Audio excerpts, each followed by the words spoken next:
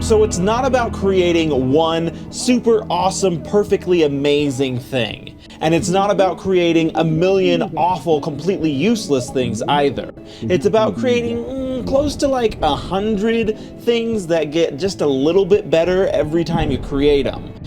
This is a concept that is best explained by the pottery class paradox, where a teacher assigns two different classes, class A and class B, to make pots. But each class has their own very specific way about making pots. So class A needs to focus their efforts on making the perfect pot, where class B is focused on making just as many pots as humanly possible.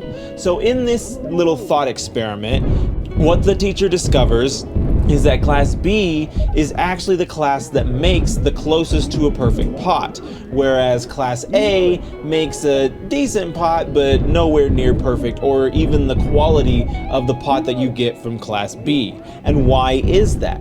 That is because class B was focused on creating, doing, and making stuff happen, where class A got caught up in analysis paralysis and never really put any thoughts to action. And even though they studied the process to death, they weren't able to actually create the perfect thing because they hadn't tried making the pot but only one time. Whereas the people who made the pot 100 gajillion times and had all the practice in the world were able to make something that was very good quality, if not perfect, but pretty darn close to it. And it's this concept of how quantity creates quality that I really want to enforce to you here in this video today. And so essentially it was like, I don't know, I feel like maybe the spring of 2022 when I first discovered that Amazon had created their new Vella platform. And that Kindle Vella platform was a platform for authors to share like their small serialized stories on this platform. And as an author myself, an independent author with 6 novels and trying constantly to find a way to get my work out there, I was like, hey, this is a new program, this is exciting, this is something I can do to try and expand my horizons and become a better writer, and so why the heck not? And so where most people were writing like a typical serialized story that was just like a chapter at a time, so you're basically just breaking down a large book into like singular chapter little bite-sized chunks, I decided that I was going to write an entire sitcom because I'd already written plenty of books. Like, I wanted to write something new, and I thought that would be something new and unique and fresh on this platform. And so I called up my buddy on YouTube, Mr. Tyler Mowry, because I'd been watching his content for a very long time, and he was like very strict, like, I am a professional script writing coach person. And I was like, you know what? I've been watching your content for years, really enjoy the content, man, and I want to see what you got in action. And so he and I hashed out the first 3 episodes together, and we broke it down into story structure. We used Dan Harmon's story circle. We did all the cool story stuff that makes you feel like you're really making a solid story that's meat and fluffy and potatoey and perfect as Class A would want to make. And then after that, I was free to kind of frolic on my own. And so the idea that I had was to make a full 22 episode season of this sitcom, and I was going to release it on Vella. But you see, the Amazon Vella platform had a bonus program going, and they were offering buku bucks to people who were just pushing out content. And so I wanted to capitalize on the ability to get that big bonus program, because it was only going to be around for like 3 months. And I also wanted to still put out like good quality material. And so I was hoping that I could, you know, find the best of both worlds, because that's what we're all looking for here. And so I started out, and I probably got maybe 8 episodes into the series, making videos making scripts, I should say, following the same formulas that I had learned from Tyler Mowry on how to make like the perfect like soundproof script.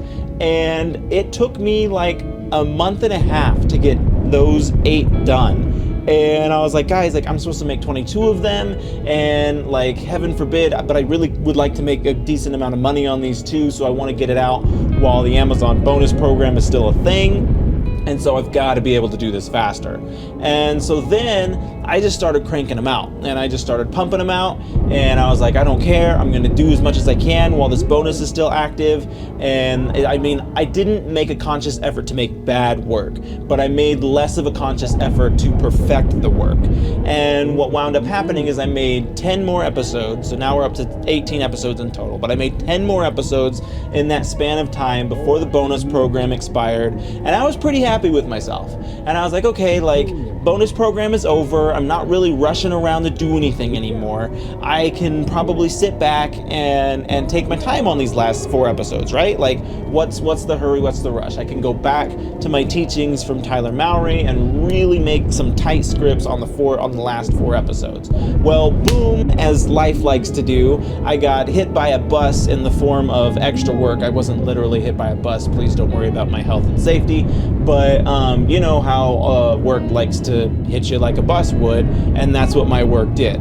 And so for 3 to 4 months, I was just wrapped up in work, working more hours than usual, working harder than usual. I took on a whole bunch of new responsibilities for 2 different departments, and it was just a big old mess and not a great time in my experiences thus far. But that's okay, because I made it through it. And when I made it through it, when I got on the other side of that, I was like, okay, I can breathe now. The work bus has left the station and stopped rolling me all over under it. And so I can stand up, I can dust myself off, and I can move on to the next thing. And logically, the next step for me was finding what my next creative outlet was going to be. Because the creative outlets for me are like how I express myself. It's how I get my brain to like calm down. And it's a very therapeutic process for me, and hopefully something that I can share with the world, and the world will also find therapy or enjoyment, or maybe hate until the end of days. I don't know, but it's something that I gotta do. And so I was sifting through all my stuff, and I was like, what was the last thing I was working on when I was working on creative stuff? You know, like, I couldn't remember, because it had been 3 months since the bus ran me over and then backed up and ran me over again. And I was like, oh, that's right, I was working on that sitcom. And I was like, gee, that's right. I was working on that sitcom, and I was doing like really good, making solid scripts for a couple episodes, and then I kind of slacked off and decided that I was gonna back up, and I was just gonna write a bunch of stuff because I wanted to take advantage of the bonus money that Amazon was giving me. And now I've got 4 more episodes to do, and I haven't the slightest clue what I'm doing.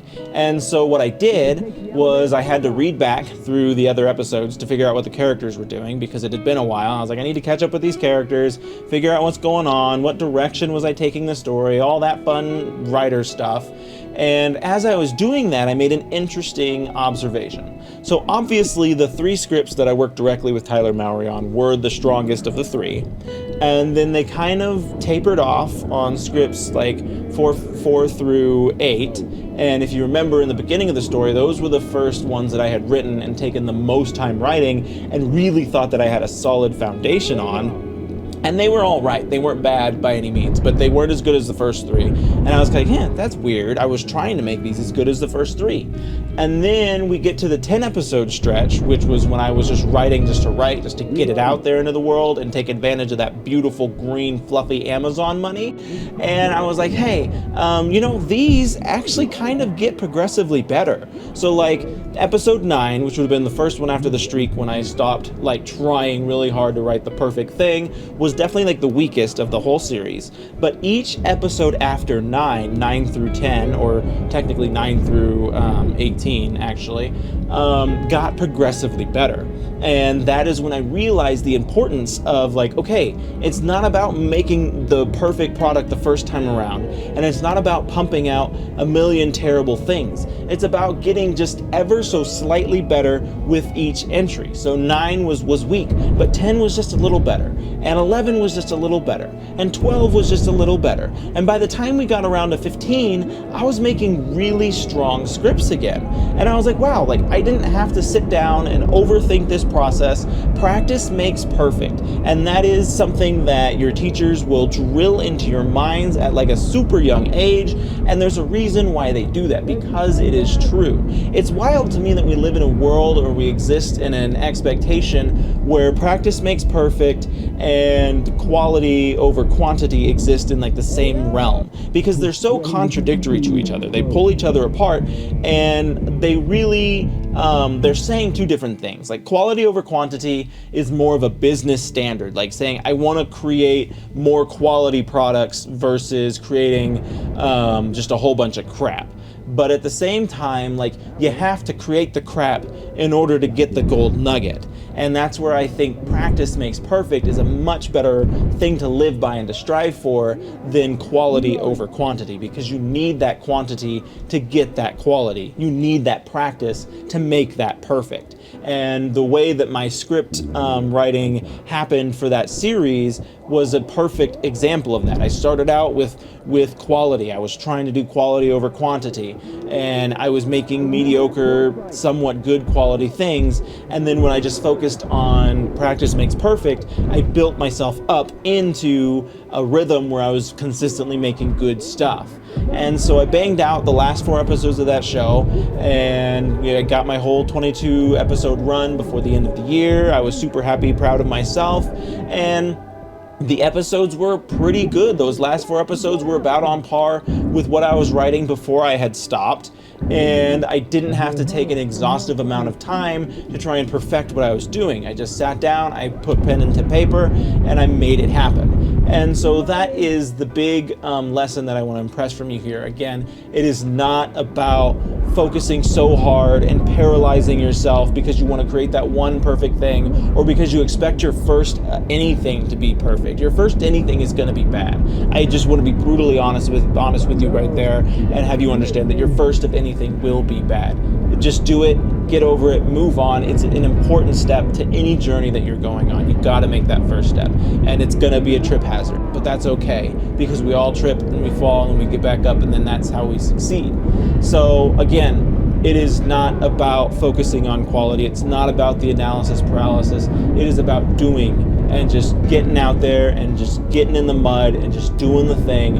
And then each time you do the thing, recognize where you can improve and focus on improving just one aspect of that thing. And after 10 repetitions, you fixed 10 aspects, and now you're looking at astronomically better products because of it.